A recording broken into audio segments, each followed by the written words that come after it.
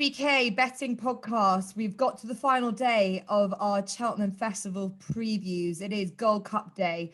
And if you've got this far, well, I hope that you have found a few winners from our day 1 to day 3 podcasts. And perhaps you're en route to Friday, or you're listening to this in advance.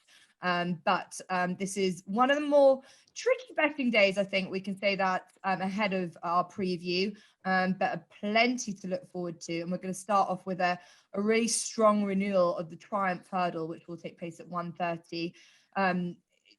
I say strong in that the top 6 in the market are pretty much blemish free this season and are very likely to all hold their ground in this race. And we're yet to have final declarations. But Vauban currently, the Grade 1 winner is the 2-1 favourite, just ahead of Pied Piper at 14-5, Phil Dawes 7-1, Porticello 11-1, Il Eté is 13-1, and the unbeaten English contender Night Salute is 27-2, which looks value considering their pretty blemish-free season. I've got with me Ross Millar, James Millman, and Tom Collins as always. Tom, I'll say hello to you first, and let's talk about the favourite Vauban, because he really stamped his authority on this division last time out. And again, the Willie Mullins camp, I feel like I've said this a couple of times on these podcasts, they've been quite bullish about a lot of their horses, but this is another one of them. Well, the Guinness is going to be flowing in the Guinness Village, I'll tell you that, Jess. Once Vauban wins, I'm very confident he's going to get the job done here. Look, he was beaten by Pied Piper on his first start. The connections knew that he was the best horse in that race. He was sent off 4-9 as well, which is remarkable. They obviously thought he was a machine at home. He proved that he was an incredible horse for this division last time out when he beat Field Door without turning a hair. Pied Piper and Vauban are probably going to dominate this market. They're probably going to dominate the race. Only 3 out of the last 10 favourites have won the Triumph. I think it'll be 4 from the last 11, and Vauban will win. A very confident selection. I look forward to finding you there in the Guinness Village on Friday. Let's hope it's a celebratory one start to the day for Tom. James, I'm introducing you now. This is a kind of a classic Willie Mullins horse. You know, bring him over to France. They eye up the Triumph Hurdle, and in the Richie colours, it looks like they've got a good one. Yeah, they've had him a while as well. He won a mile and a half list race at Vichy back in July. Then he joined the Willie Mullins team. Obviously, I'm not probably quite as strong as TC. He was literally said he's passed the post in front already, but I do think he's got a fantastic chance. They've got Fielder and Pied Piper, same owner, same trainer. For me, they wouldn't be running both in it if they felt one was a clear certainty. And I did feel at Cheltenham when Pied Piper absolutely bolted up, that was more because our British horses are particularly weak in the juvenile hurdle division. And I'm not quite sure what he actually beat. And Fieldor, for me, might actually have even been better than Pied Piper. And then Vauban beat him quite comfortably on just his second start over hurdles. He's going to improve again. Yeah, he's got a great chance. Of the British, Night Salute, it was scrappy at Kempton last time. He keeps on doing enough. He's sort of cracking by 5 from 5 for Milton Harris. But I do think the British will be a fair way behind in this year's Triumph. In terms of the Irish horses and what James and Tom have said, do you think that they're just too good, too strong? Yeah, I think they do look like they've got the best crop this year. But I think there's one the market's missed. Willie Mullins trained Il Eté 13-1 with SBK. An amazing run first time out in the Spring Juvenile. Finished 6 lengths behind Vauban on his first ever hurdle run anywhere. He'd run in 2 bumpers in France. If you think how much Vauban found from his first run to his second, and Willie Mullins definitely trains, I mean, a lot of his horses like that, but particularly his juveniles, he hasn't got an awful lot to find. He was ridden out the back as well at Leopardstown, whereas the front 2 were ridden prominently. So he had a lot of ground to make up, which wouldn't have suited. I think he can find a huge amount of improvement. And I think at 13-1, he's a huge price. And it's unusual that the market has missed one. And I think they have here. Yeah, everyone was talking him up after that run. I agree with you. I think he was a real eye catcher. He's a terrier-like looking horse. He's quite not huge, isn't he? He's really not much of them, but he was actually a lot neater at his hurdles than a couple of the other more experienced horses. He was quite free early on as well, but I think a stronger pace you will get in the Triumph will really benefit. So I'm with you there, Ross. So I I like him as well. He's 13-1, but for Tom and for James, especially for Tom Vauban, who's currently 2-1, that's a nice price. You like that? TC 2-1. He's going to be a lot shorter, would you imagine? Yeah, well, there's two Willie Mullins horses, I think, that are reasonable prices, still favourite, but will deserve to be a lot shorter. Vauban being one, the other being Statler in the National Hunt Chase. I think they both have clear-cut favourite claims, and they're not necessarily as short as they should be. Yes, they're favourites, and people will say, yeah, you're tipping up a favourite in this race, but at the same time, there's still value in their current prices. Yeah, that's it. That's the importance, where the value is.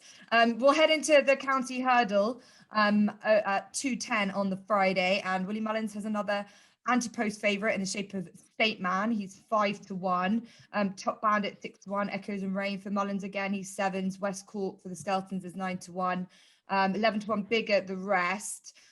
State Man for me is a favourite, but he lacks experience. It's difficult to know whether he's well treated or not, with an official rating of 141.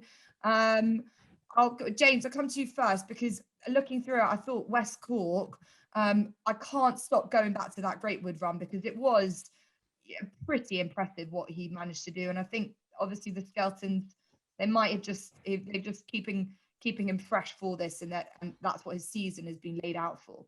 Yeah, and Skeltons are particularly good, especially if horses in these colours, keeping them nice and fresh, keeping them for Cheltenham, not seeing them run too soon, and the county's a race that the Skeltons excel in. I think Adagio will run quite well in a champion hurdle. I think he can sneak a place in that race. And if he does, that's a nice big form boost for the Greatwood, which 631 days off a track. West Cork came and won convincingly as well. He travelled nicely throughout the contest. He was getting £13 from Adagio, but that was a cracking run. The race may have came too soon a little bit 4 weeks later at Ascot. Wasn't disgraced behind Tritonic, but once again, they just put him away. Got his mark of 141. They know he's going to get in the race. He just progressive. And I echo your sentiments about our favourite. What's he had? 3 runs under rules. He might well be very good, but West Cork's had 7. And I still think he's well treated, and he had £7 for the Greatwood success. And State Man's had a fall in one of his 2 hurdles as well. So yeah, interesting. He's so strong. They think he's probably very well handicapped. Both horses off 141. Top Bandit's on a bit of a roll for Gordon Elliott. But yeah, West Cork, I've just been impressed. And like I say, the Skeltons, this is their race. They do seem to lay one up for it. And in West Cork, they've kept that mark dry on 141, and he's the one for me. Yeah, interesting. West Cork, one for the English. The Skeltons, as I said, they like to farm these kinds of races. And he's currently with us. He's 9-1. Ross, I'll come to you next. For you, look, this is a race like some of our other handicaps, where the weight push up has really benefited a lot of the Irish horses. So there aren't a huge amount of English horses in there. What have you found in the county hurdle that sort of caught your eye? One that's been given what I consider to be a fair Irish tax is Statuaire for Willie Mullins. She's mad keen. Every race she is far too free early, but she has got some good form until last time, where she slightly bombed out. But she's going to run here off a mark of 139. Danny Mullins will ride. A strong handicap pace could just see her improve a lot if he can get her to settle. He will have to weave his way from the back, you would imagine, but there's probably no one better suited for that than Danny Mullins. And I just thought, she's clearly got ability. If she lines up here and she does have other entries, I think she's an interesting horse. Yeah, she's a Grade 1 winner, obviously, from this season as well. That was a fascinating race, the Royal Bond, where she beat my mate Mozzie a short head. And yes, she has been given a push up in the weight, the £4. And whether that's fair or not, we're not sure. A lot of these Irish horses have been pushed up. It should be worth me mentioning Far Out of Ours, as he was put up a considerable amount by the handicapper for only just coming ahead of Statuaire. His official mark is 137 in Ireland, and he's up another £5. Whether he definitely runs, I think it's still uncertain, but he's got a lot of good form going back on the flat, which would be a big benefit to him in a race like this from his time in France. But he's been very busy this season, so that was why we weren't necessarily going to run him. But Willie Mullins is happy with how he is, so it looks like he might make his way over there. And if the ground is on the better side, I wouldn't put anyone off him. He was very disappointing last time, and he's been pretty busy, so that's why I haven't put him up myself. But he is 15-1. I'll come on next to TC because, as I said, plenty of horses gone up in the handicap. Is that put you off anything, or are you trying to find something that slipped in here? Not necessarily put me off. It's made me a bit less confident than I was. Magic Tricks is going to be my main selection. Like the Coral Cup, this is a race I'll probably have 4 or 5 plays in. It's just such a wide open heat. You get good each way terms, good big prices, competitive field. But Magic Tricks is my number one. Yes, he's been put up £7 Irish tax, as Ross would say, which clearly isn't ideal. But he's long hinted that he could be a graded horse. Much like Dunboyne in the Pertemps, this could be another plot job, I think. With Magic Tricks, owned by JP McManus. We're going to know if it's a plot job before the off, if he's taking any money whatsoever. I thought he travelled the best in the field last time at the DRI Festival. It was a race that featured a horse called Drop the Anchor, who I fancy in a race earlier at the Cheltenham Festival this week coming up. And he was just beaten in the closing stages. He didn't seem to have that final kick, Magic Tricks, but maybe he wasn't 100% ready. Maybe if he was 90% ready, he just blew up in the closing stages. That's my way of thinking.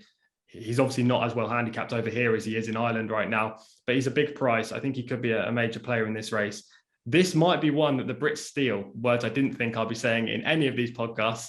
But I mean, it really is slim pickings. You've got Greatwood winner West Cork, who's got a good chance if he returns to that kind of form. More Battle Hurdle winner Cormier's in there as well. Aside from those two, where are we looking for a British winner in this race? Well, it's really hard to find one. There could be one at a huge price that pops up. There usually is at the Cheltenham Festival. I just couldn't find it. So Cormier was your horse for the More Battle. You can't see him doing the double. No, I think he's a player. I'm just not sure that he's as well treated as some of the Irish runners, if not even as classy as some of the Irish runners. He's going to be a player. The More Battle Hurdle has been a brilliant trial of the last 2 seasons. We Have a Dream finished second in this race after winning the More Battle in 2020. 2021, the Shunter came back at the Cheltenham Festival and won. So it's a very good trial. I'm just not 100% sure with Cormier in this race. Okay, so Magic Tricks for TC. He is a bit of a head scratcher, this horse, 17-1, but he's clearly talented. It's unsurprising, really, that his full brother is Abracadabras, who's pretty similar. A bit of can be very talented, but sometimes just can't put it all together. For me, I'm split between a couple of horses. I do really like First Street for Nicky Henderson, who's a very unexposed second season novice. First season novice, and has been running over hurdles since August. He's been around for a bit. They've been getting his jumping more improved, and he had his first go in a very competitive race in the Betfair Hurdle last time, where he was third and he was running on strongly, and I thought that gave him a bit of confidence. He was only up £1 for that run as well. And I just think another big field like this could really suit him. Banbridge is my other one for Joseph O'Brien. He's also in the Martin Pipe. I'm not sure which one he ends up in, but he's also a horse with a profile where I just think that he could have been a little bit overlooked. He got back to his very best last time at Navan after a disappointing run at Leopardstown, but I think he could be a little bit forgiven, as he was the race just didn't pan out that well for him at Leopardstown that day, and I think he's a bit better than that. And he might not be badly treated at the weights. He'll have to creep into this. Okay, that's the County Hurdle. Really tricky, that race. And hopefully we might have found something in there for you. We'll head into the Albert Bartlett, the Novices Hurdle over 3 miles. That is up next. This race has really improved over the years, with a subsequent Gold Cup winner, Manila Indo, winning it in 2019. And he proved that was no fluke, despite being 50-1, considering what he's gone on and achieved since. Vanillier was a good price and 14-1 last year. Penhill was 16-1 in the past for Willie Mullins. It's a tricky race to solve, as it's a case of who will stay in a race where several of these novices might not have tackled the trip. But actually, there are a few in this race this year who are confirmed. Manella Cruna over 3 miles. He's in here. He's at 92. And the favourite is Hillcrest as it stands. But it is Ross. Does he even run? And if he doesn't run, the makeup of this race and the betting perspective completely changes. Yeah, I think Hillcrest is the best 3 mile novice hurdler. I'm confident of that. I thought what he did last time was phenomenal. And arguably a poor winning ride. He went very hard and he just kept on going. It was quite remarkable. But the concern would be whether that's left a mark on him. And obviously Henry Daly's going to observe very closely from home. But the bottom line is you will not know until he runs. So if he turns up, I'd probably be tempted it in and then kick myself if he bombs out for not being smart enough to realise that the race would have left a mark. But another one I like from the UK that I think can go well is Staghorn from Archie Watson. 108 rated stayer on the flat with form up to 2 mile 2 furlongs. So the fact he's been so progressive up to 2.5 miles is quite impressive. And I think he's probably got more to come going up to 3 miles. He was 4th in the Queen Alexandra at Royal Ascot. He jumps brilliantly. He was really, really quick and measured over his hurdles at Warwick last time. I think he's a live outsider because I think there's plenty more to come on stepping up in this trip. And he has got some gears, which very many in this race will not have. He's 13-1. Do you think that's a reflection on the fact that, yes, he's English, but Archie Watson, he's sort of brought. I think he actually said in an interview he had to really persuade the owners to even take this horse jumping because they're flat boys, and he's not known for doing something like this, and it'd be a brilliant feat. Yeah, I mean, I think you're probably right in that people are looking and say, "Oh, it's a flat trainer," but being able to train a horse, you've got to keep them healthy, you've got to get them fit, you've got to keep their mind right, and find the right races for them. Well, Archie Watson is pretty good at that on the flat. So, I wouldn't be put off by that in the slightest. Yeah, no, totally. No, it's funny that it's a bit like the Triumph Hurdle. It's, the English horses are a much bigger price despite really seemingly not doing a huge amount wrong.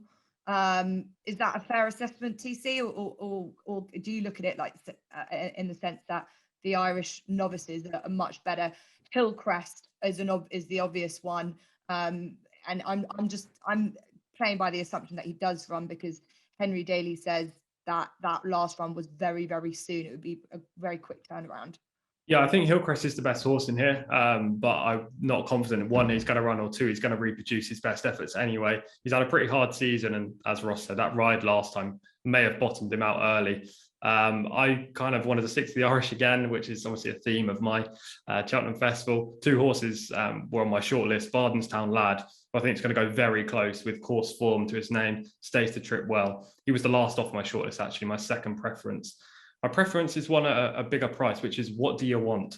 Arguably, the Scottish may take this one, but he's an Irish trained horse, trained by Willie Mullins. He was super impressive on his bumper debut last January. He beat a horse called Ginto, who's also in this field in a much shorter price. Ginto's won all 4 starts since. He's also a Grade 1 winner. He was never in contention, What Do You Want, in Kilcrutt's demolition job in that bumper at the DRF Festival last year. However, he was ridden miles off the pace like he was going to be a stayer. They knew he wasn't a proper bumper horse, but he still picked up the pieces for 3rd. This season, he's overcome poor positioning in 2 races. On his reappearance on hurdling debut, he was terribly positioned. He jumped badly 2 out, yet he still won. Smooth finish, really hit the line powerfully over an inadequate 2.5 miles. Last time out, again poorly positioned, got shuffled back at a crucial stage, went 4 wide round the bend and still looked like he was coming to win before flattening out late on. He just didn't sustain his effort as maybe the jockey thought he might. Or maybe that was plan B because he realised he got the horse into serious trouble and he couldn't overcome that. I think if What Do You Want gets a better trip in this race, then I think he's a major player and he's a huge price, Jess. Yeah, 13-1 as from Tom Collins. Collins is an Irish surname, so you clearly are. That's what it's all about. It's patriotism coming from you everywhere here. That's What You Want for Tom. James, as I was saying, there are confirmed 3-milers in this race. Do you look at it as saying, you need to see someone a horse that's proved that coming into Cheltenham, where it's a real emphasis on staying, even if you've won 3 miles at a track in Ireland, it's a hard to find 3 miles at Cheltenham. Yeah, I think you can say that's definitely the case, and sometimes it can be the softest day on day 4 of the meeting, and we see some real stamina tests for the Albert Bartlett, and not too many they actually try it before they head to Cheltenham because they don't want to wear him out too early in the season. And Manella Crooner who won over 3 mile at Punchestown when he landed his maiden hurdle, won nicely by 11 lengths. It was a bit of a canter round. I think he was a little bit badly placed when behind Manila Kakuna at Leopardstown. For those two in the finish again, poor Desi nearly had a heart attack with both of them, but that is not easy. I just think he's going to improve, stepping back up in trip again and probably winning closer to the pace. It was a great winning ride by Danny Mullins on Manila Kakuna last time. So if they both take it, Manila Kakuna could go for the Ballymore. I thought he was good. I'll give a shout to one English one, the Skelton runner, who actually made his rules debut in the Grade 2 at Cheltenham back in December. That's Ballygriffin Cottage. He won the Winter Millions novice at Lingfield. He kept on plodding away. He might be one that, a little bit like Oscar Elite was last year, could plod on for a place. But Manila Crooner is my main choice for the winner in the Albert Bartlett. Nothing particularly stands out in that race for me. I've not got a lot of the other novices. I quite like one really for the future to go on and dominate, but they all seem to be a similar kind of standard heading into this Albert Bartlett. Okay, interesting. I think the market has completely missed the nice guy. And I think if Hillcrest doesn't run, he'll be a lot shorter. He reminds me a lot of Monkfish, especially the comments that Willie Mullins has said about him, and that he is a light-framed horse who does not take a lot of training, very similar to Monkfish at this stage of his career. He's not been seen a huge amount. He was very impressive at Naas back in January. And Willie Mullins just kept saying, oh, he just keeps surprising me. So he is a horse that you don't really know exactly the full limits to his potential. But I do like the fact that in that race at Naas, the 3rd and the 5th have both come out and won since. And I just think this horse could be a bit better than the market is suggesting at the moment. And at 9-1, he is now. He could be a lot shorter if Hillcrest doesn't run. And it does, as we've all said, all revolve around what Henry Daly decides with his horse, as he currently leads the betting here. So all got differing opinions for this race. It can throw out a big price winner.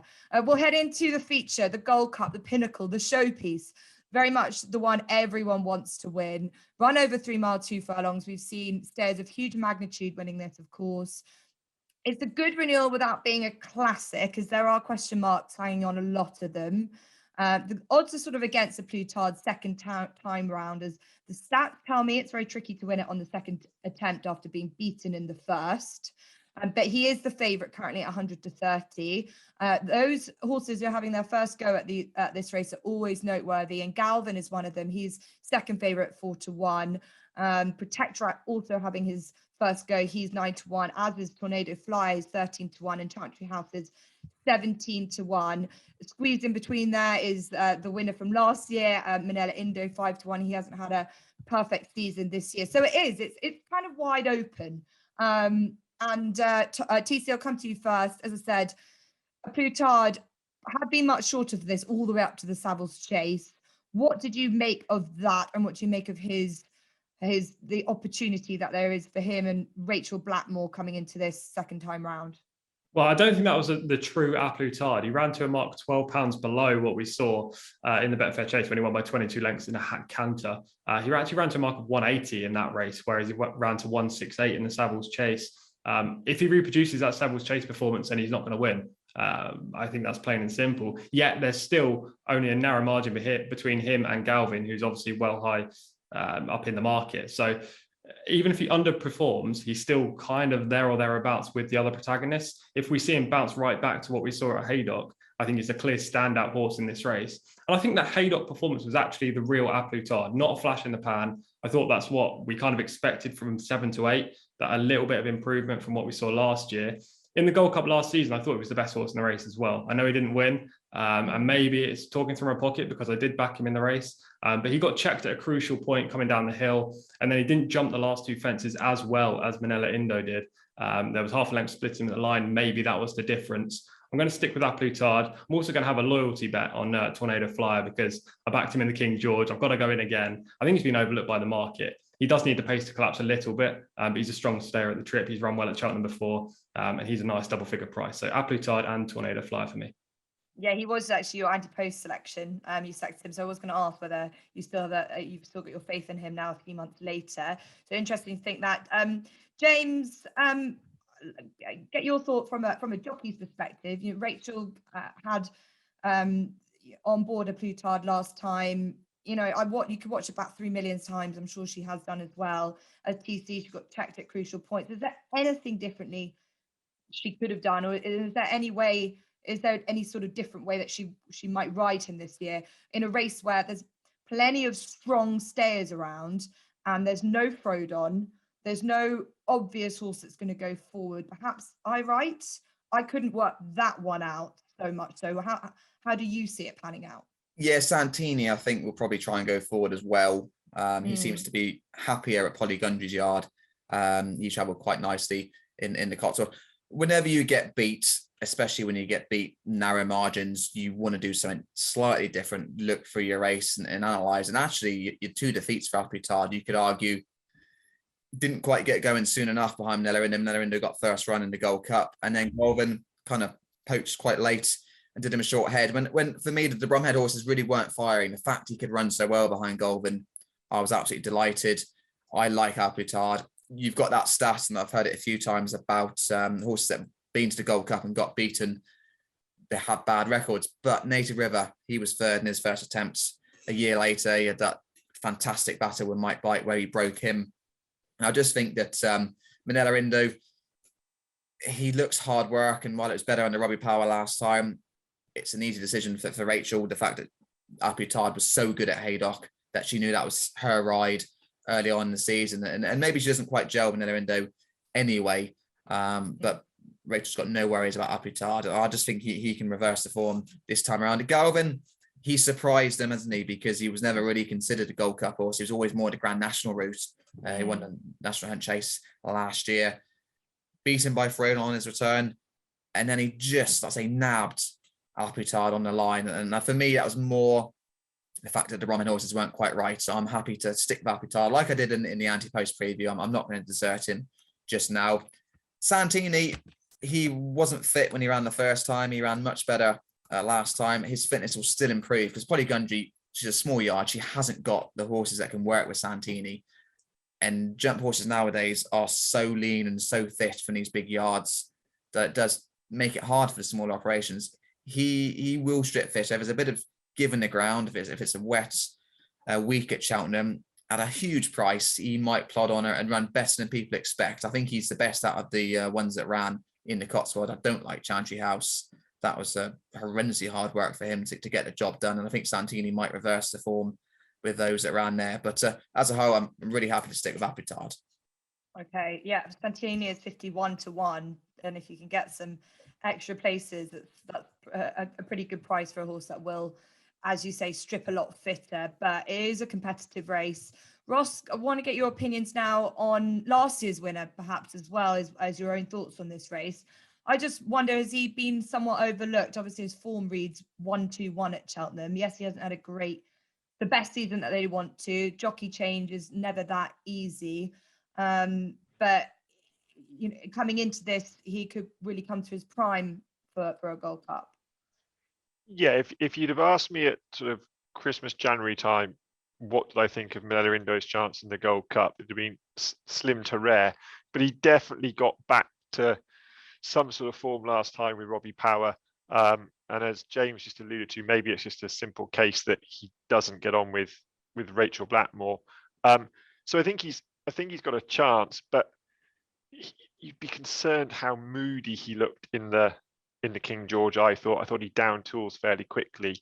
I still, and James will tell us now that it was a pace collapse and Tornado Fly was a fortunate winner of the King George. And I see his point, but I don't buy it. He wasn't ridden 10 lengths off the back of the field and picked up the pieces off a massive pace collapse. He was given the most efficient ride, but he was by some way the best horse in the race, staying on strongly at the end. Prior to the King George, his biggest test of stamina would have come in the 2020 John Dirk on heavy ground, and he ran Min to a length. Well, Min was a pretty decent horse. I think it's entirely possible that he'll improve further for another 2 furlongs. Danny Mullins will ride him. He stayed on really well in the Ryanair last year, came from a long way back and did stomp the hill fairly well. With questions about so many of them, the only question about him is, will he get the trip? And I think he will. I think he's been dismissed as a fortunate winner of the King George, and therefore I think there's some value in his price at 13-1. So you look at his Cheltenham record, which is all right without being too spectacular, as based around the trip that he's been running over, 2.5 miles, but running behind Allaho. That was an all right effort at Cheltenham. He handles the track. Absolutely, he handles the track and he runs up the hill. If he can, by going a gear slower in the King George in the Gold Cup, be a little bit closer. I just think he's been needlessly dismissed in a race where plenty have got questions. I don't think you can take the Betfair Chase at Haydock as a literal line of form. A Plus Tard beat Royal Pagaille, who would have absolutely hated the ground, and Bristol de Mai, who wouldn't like the ground and looks regressive. So I think you've got to take that form with a pinch of salt. The race fell apart largely, albeit he was visually impressive. So yeah, I think Tornado Flyer's got as good a chance as any, and he's a bigger price than a good few of them. Okay, so confidence behind Tornado Flyer from Ross and from TC. One also I do want to ask about, and I asked you, James, is Protectorat, because you were strong on him for the Many Clouds when Bridget Andrews was on. Gave him a no-nonsense ride that day on very testing ground. The Skeletons are bullish. He's obviously the unknown quantity. Does he have a chance to be in the mix here with, I assume, Harry Skelton on board? Yeah, he travelled and really enjoyed himself with Bridget on board. But Native River was back in second place, and Native River subsequently retired on the back of a poor run in the Welsh National. I'm not quite sure what he actually achieved. My worry is he made mistakes in the Paddy Power, I think it was, what Midnight Shadow won when he finished second. And I just worry Harry Skelton in a big race.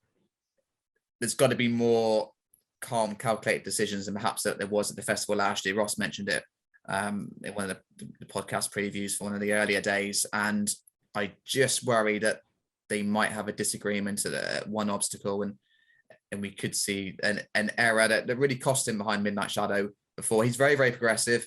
He kept on galloping at Aintree. I just wasn't quite sure what level of form I could give him for that success, because the rest of the field kind of dropped away. And I just felt he actually benefited from a very quiet style of ride where he was ultimately in control. That's quite hard to do in a Gold Cup, because they can be on it a long way out. They really do put the pressure on. And I just worry when the pressure's applied, there might be a mistake. Against that, lots of the rivals, haven't they? They've really had question marks. And Ross has mentioned that I didn't like Tornado Flyer in the fact that the race was gifted to him for the King George. But because he's being forgotten again, I do think that Danny Mullins can go out and ride him quite similarly, in the fact that no one actually really is, apart from Ross and TC, screaming about this horse. If he was a 3-1 favourite or whatever, the pressure would be quite high, but there's no real shouting about him. So if he gets beaten, there's got too much to do, no one's really going to bat an eyelid. So you can kind of ride him nice and patiently over the extra trip,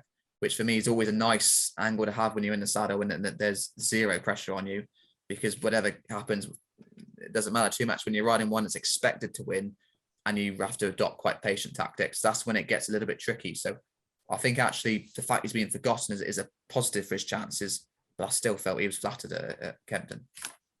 Yeah, interesting. So not completely dismissive of him as the horse, but that the race in the King George, it did, the way it ran benefited him. I actually think Danny Mullins has got quite a lot of rides of the same ilk over the Cheltenham Festival period. Horses with bigger prices, not as sexy profiles, but he will, other than Flooring Porter, the likes of Stormy Island, Statuaire, Ross has brought up as well, that pressure is off, and they'll benefit from a hold up ride like he can give so well. So yeah, he's an interesting one at a bigger price. I have been with a Plus Tard all the way up to probably over the last couple of weeks, just watching Henry de Bromhead's yard and waiting for it to improve. And I'm just nervous about him, and I'm going to jump ship onto Galvin. I don't normally like doing this with a horse that is his main market rival, but my confidence in him is increasing. I think from what I've heard and seen from, the yard's always going to be bullish up into this point, but just looking back into what he's achieved, he's been around Cheltenham, 6th in the Ballymore, 2nd in the Novice Handicap Chase, the winner of the National Hunt Chase. He's really proven around here. I think if it's still genuinely soft by Friday, I think that could be a massive bonus for him, because he is a genuine stayer. He's a true stayer, and he's a horse that hasn't had a go in this yet, which is can be a bit of a bonus. And I think that Galvin, they've got him, they've had their eye on this now for him since he went and beat Al Plutard last time, and I could see it working out in his favour in the way that Davy Russell has probably saved himself off a lot of rides this season. He's just keeping himself the biggest ones, and this will be his number one of the week. Okay, so we'll head into the St James's Palace Hunters Chase, the race after the Gold Cup. For me, it's always a bit of fun, this race, because there's plenty of horses I'm not too familiar with. Billaway was a runner-up in this race last year. He's currently heads the market 3-1. Winged Leader, who beat that horse last time out over in Ireland, is 11-2. Bob and Co. For David Maxwell, he's 15-2. A race where the amateur jockeys are back in their rightful place again. It was won in the Dying Strides by Paulette Bay last year. He won't be attempting his back-to-back victories. He's not in this race, but Patrick Mullins will look to go one better on Billaway. Ross, I'm going to come to you, because I think you know a lot about these horses outside of the obvious ones, which is normally where I look. So is there anything we need to know about horses that are nested in here? Not hugely, but I think you make a good point in that, like a vast majority of the public don't know a lot of these horses. So therefore the market is moved by them backing jockeys' names, trainer names, great lights of years gone by that have sort of on the downgrade, and perhaps you can find some value at the back end of the market. I'm not certain I have, but two that I would just throw into the mix. Bradley Gibbs is having a really good season in the point-to-point ranks. He cut his teeth first with Tim Vaughan and then with Di Brace, Conor Brace's grandfather. He's now set up on his own. He had Highway Jewel in here, who interests me, but he's told me she's not going to run. Premier Magic is going to run.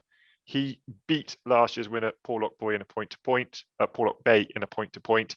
And this is his preferred ride here. He did disappoint over 3 mile 3 at Stratford, but I think the ground there would have been far too quick. That was a sort of May Hunter Chase evening at Stratford. The ground would have been quick. A bit of soft given the ground. This trip, I could see him staying on very well at the end. I think he's quite a big price. And then another one that really is living up to my Mad Miller name is Don Bursey. You couldn't be in any way confident he'll jump off, because he's refused to race an awful lot of times in both point-to-points and under rules. But he's warmed up for this. He won a Hunt organised cross-country race the other day under his trainer, is apparently in good form. And in point-to-points, he's been pulverising by 20, 25, 30 lengths horses that were rated 120. He's got serious ability. Who's going to ride him? Do you know? I don't. Bradley Gibbs has got on very well with him, but That's you'd the imagine problem, he'll isn't it? ride his. Possibly James King, maybe. They'll find a good one. Ryan Potter knows everybody, so he'll find one, and he might well find an Irish lad for him. I don't know, and I haven't been able to find out. But when he does jump off, it tends to be on the back of an elongated break. He tends to blot his copybook when he's sort of backing up 20 or 30 days later. He's a serious horse. He was with Tom Simmons, and I used to pass him at the bottom of the gallop on many occasions, because he does. It's just him. But I saw him one day at a point-to-point at Howick where he nearly didn't jump off, and then did, and bolted for the first 2 miles, and just kept on going in a fairly decent men's open. So he's just an interesting one. I mean, you'd be wanting to get sort of 40-1 about him jumping off, to be honest. But if he does jump off, he's got plenty of ability, and this trip could suit him. Okay, so we're hoping for a big price for Ross's slightly left of field selection there for Don Bursey. It's not a horse I know a huge amount about, so good insight there from Ross. James, comes to you next. Is there anything that catches your eye? Is there anything you've got any big interest in this, or is this something that you just sort of watch and enjoy? Yeah, watch and enjoy more. I really hope Dave Maxwell gets the Cheltenham winner. Bob and Co. Maybe the ground was too heavy last time. when he got overturned by cousin Pascal, because he actually won the race by 17 lengths last year when it was soft ground. I just worry 11-year-old, he's had quite a busy career, is it perhaps catching that of him, because obviously he did beat Bill Away a nose, defeated Patrick Punchestown in April when the amateurs were back in business. So there's not much between them. I'm going to go with a solid one. Bill Away, it might well be another Irish winner, purely because he's always thereabouts. Patrick knows him. He's trained for these races every year. He had a nice win at Nace when we saw him in February, built on that second to return at Furlers, and Punchestown, Aintree and Cheltenham are his main campaign. So for me, he's the one to be with. And in what's, I might say, it's good watch. I prefer a permit holder, a point-to-point trainer, a proper point-to-point trainer to win it. I don't particularly like Paul Nicholls winning it, but if he does, I'll be happy to see David Maxwell in the saddle. Yeah, but Willie Mullins is in the similar ilk in that vein as well. Yeah, it's the way it is. For me, they shouldn't be allowed to have runners in these races. If you want the older horses to go and enjoy easier company, point-to-point in, taken to a point-to-point yard, I personally don't think that you should, as a professional trainer, you should be allowed to even run in a race, but they do. And for a few years, it was Paul Nicholls' best chance of a winner at the meeting when he was quite quiet. And it's just, like I said, I like to see the proper point-to-point trainers. Will Biddick winning it last year, even though he couldn't actually ride his own horse. That was fantastic. Yeah, no, that was a real shame. And Pullet Bay sadly just they weren't happy with him on his. No, he got beat a couple of times, I think. Yeah. But fair play, not trying to just make him come back, give him a bit of time, and hopefully that patience will be rewarded. Yeah. Look, I mean, Bob and Co. with the great Corinthian of the sport, David Maxwell on board. He unseated in this last year, but apart from that, his record. That's quite funny, really, that Sean Bowen did get unseated. I'm sure it got a lot of stick back in the yard, but we'll see what happens.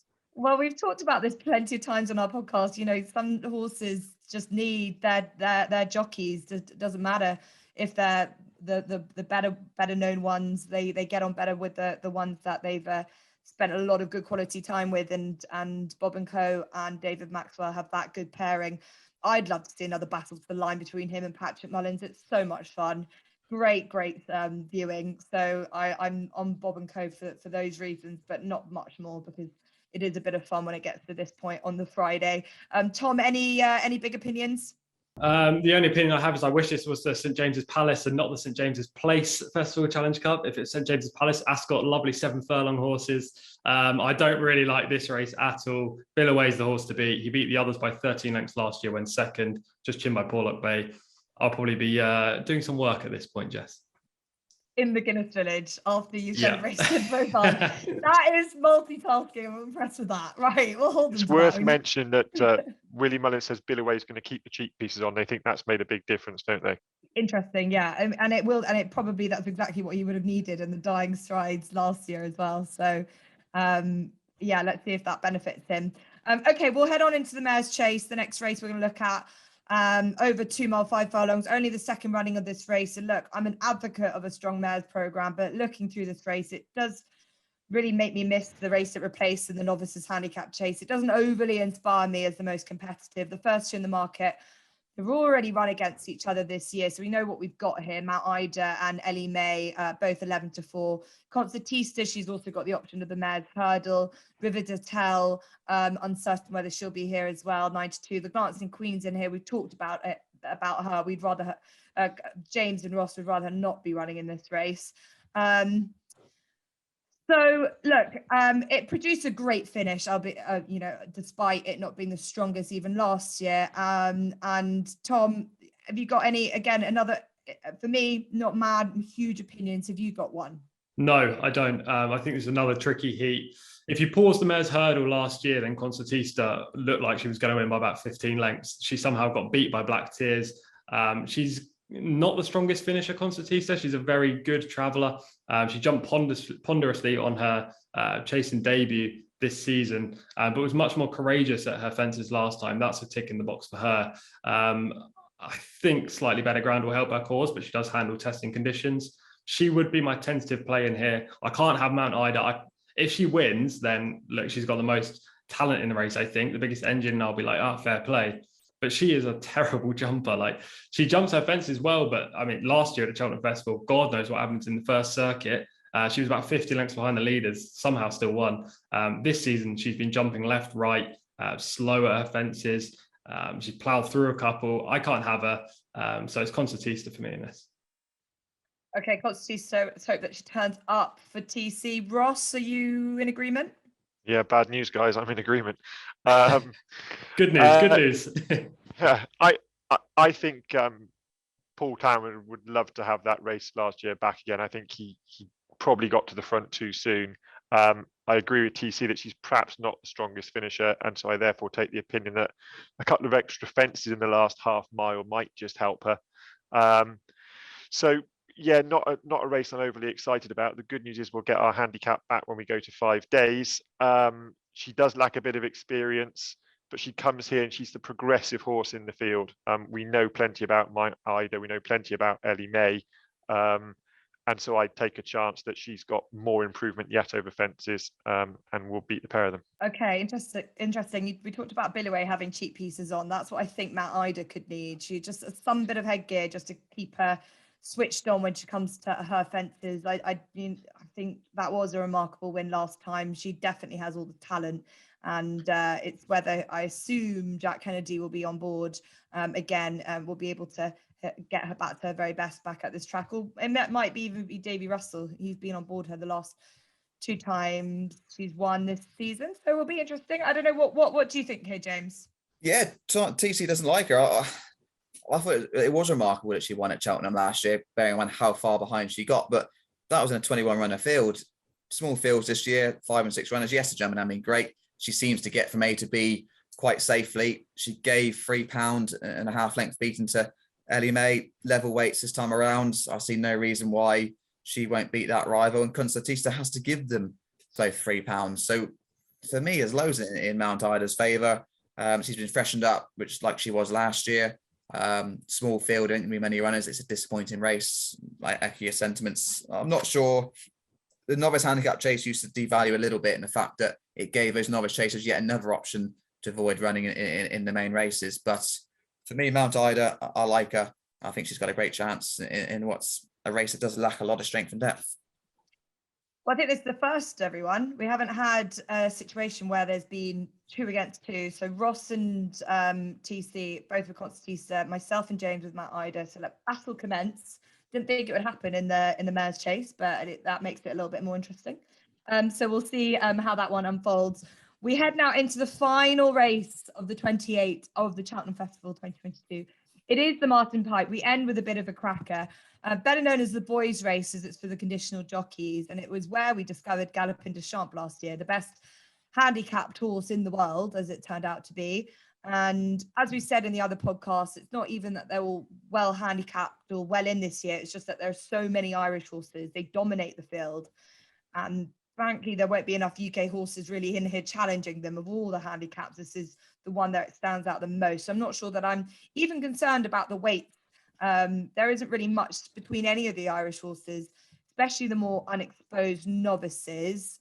But TC, Chemical Energy strikes me as a horse who could be very well in at 137, with Gordon Elliott giving top conditional Shane Fitzgerald a go on him already.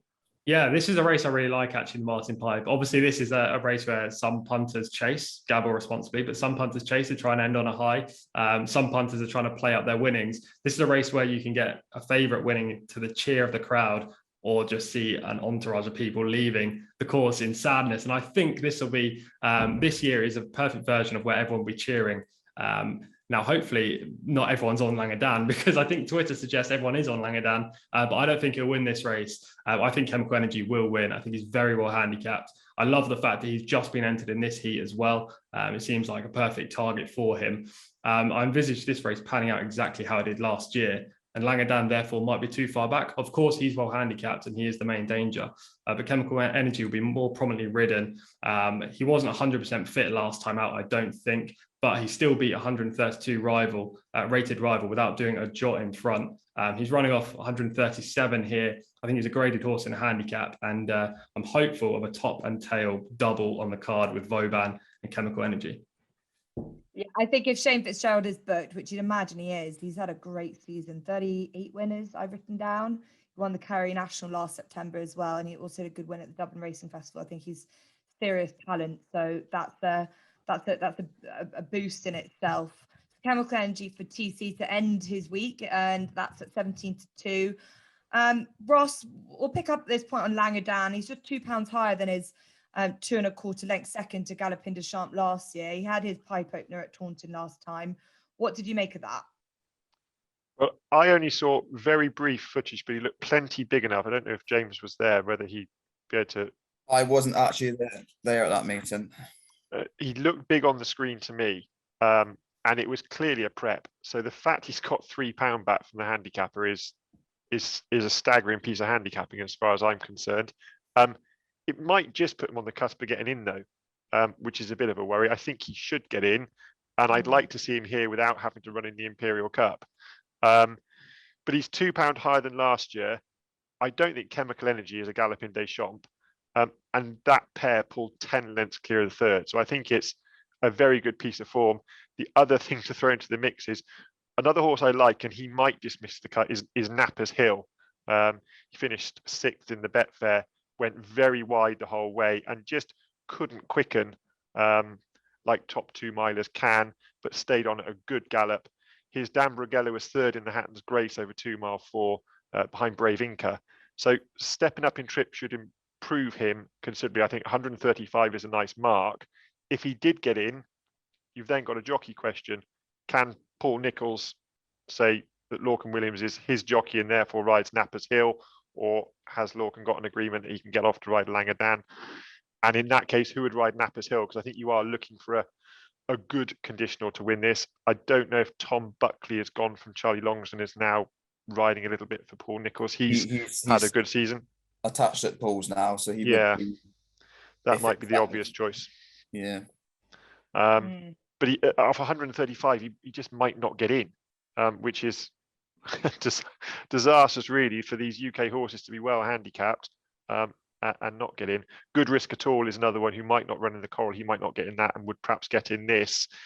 But I'm not sure he's the ideal ride for a conditional. I think he jumped much better for Charlie Deutsch last time. And that would be a bit of a concern. And then, as you called it, the boys' race, if he didn't run in the Coral Cup, my old friend Don Levant could make it the girls' race for Isabel Williams. And she might find it easier to navigate this against fellow conditionals than trying to navigate against wily seasoned pros in the Coral Cup. So those are the 4 I'm looking at, but I'm very sweet on Langadan. I think, that £3 back is huge, and I can't see a Galopin des Champs in this personally. James, this is a good point about the conditionals. What the best ones in the UK are Ireland. There's some very good conditionals here in the country, but Sam Thomas is a man that's had a very good season. Is there a jockey that he would have in mind for Good Risk at All? That is the problem, isn't it? He hasn't Jordan Naylor. Yeah, Jordan. Yeah, so Jordan ridden quite a bit for me. He's not ridden so much in the last 3 or 4 months, but I suppose he would do. I just think the horse is the best handicapped horse in the race, and you never know who's going to become available. But for me, he absolutely bolted up at Ascot, and I think the rise is pretty fair. He was such a good bumper horse. He ran in the top novices when he got beaten. Should have won at Warwick, a little bit tricky, and that's Ross's point there about the fact that he might have the easiest race for a young rider, but I think he's just improving at a rate of knots, and I would just edge towards him just because I think he's got that potential to be very, very good, and I hope he can keep progressing and improving. But jockey-wise, it's a little bit like the amateur race to Kimura, who you're going to get, and they can claim various amounts in this race, and that's also a bit of an added bonus. So interesting, Shane Fitzgerald had a little spin on his horse, and it's not been seen since. So it's not a race I've got strong convictions on, but I do think that Good Risk at All is a very well handicapped individual. Yeah, okay. Interesting about jockeys. I think Willie Mullins will have a lot of jockeys wanting to ride from him, so it's less of an issue. I like Deploy the Getaway. I think he hasn't really fulfilled his huge reputation, and he's been expensive to follow. So I wouldn't really want him much less than his price now at 11-1. He's quirky and he's jumped out to his right at Navan, which is a left-handed track, so that's a concern. But I think the step up in trip in this race will help. He needs to settle too, but a big field like this and a strong pace could really help see the best out of him. and he's definitely talented, but he's slightly risky. So as I said, I wouldn't want him to get a huge amount shorter, but he might do with the Willie Mullins factor. Also mentioned earlier is Banbridge for Joseph O'Brien. He's either in this or the county. So I'll be curious to see where he gets declared for.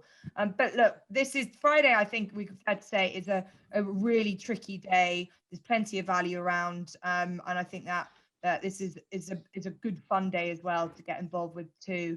And we've got to the end now. We've previewed every single race of the Cheltenham Festival. So hats off to Ross, to James, to TC, for being with me. We're going to get through to our final naps and next best of for day 4 of the Cheltenham Festival. Just going to remind you all of the promotion for SBK. If you deposit £10, you get £50 in free bets for new customers only. You have to be 18 and over. So for the final time, TC, take us away for your nap and your next best.